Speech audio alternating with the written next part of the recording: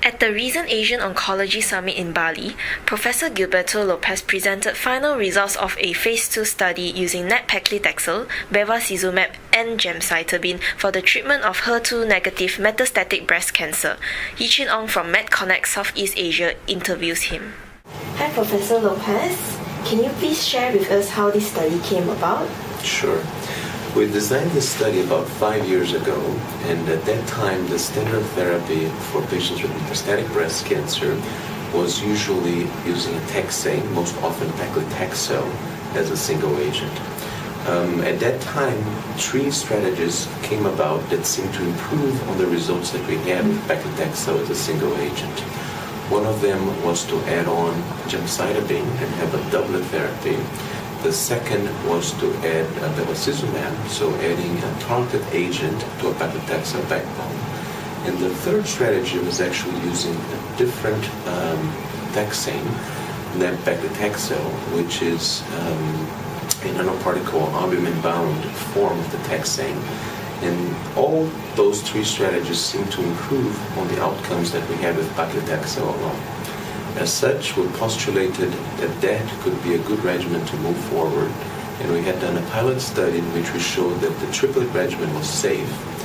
And in a multiple pre-treated patient population, we even showed a few responses.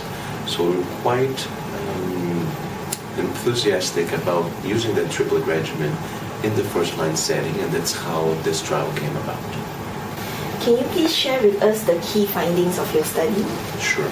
The primary endpoint of this study was progression-free survival, and the median progression-free survival for our patients was 10.4 months, which compares quite favorably to those results of the Avado, ECOG 2100, and Ribbon-1 trials, which used bevacizumab in this setting as well. Of course, you always have to keep in mind the caveat of comparing our small Phase 2 study with larger Phase 3 trials.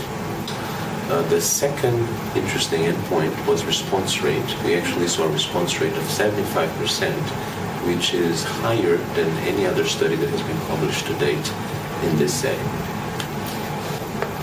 How about the safety profile of this combination therapy as a proposed first-line treatment?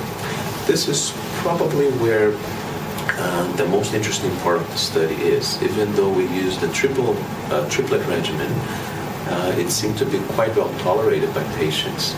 Using an every 2-week regimen instead of a weekly one, we only had about 30% of patients having grade 3 or 4 toxicity, and that compares very favorably with other studies in which 50 to 80% of patients had grade 3 and 4 toxicity, such as in the ECOG 2100 study, for instance. All right. Thank you very much, Professor Lopes. You're very welcome.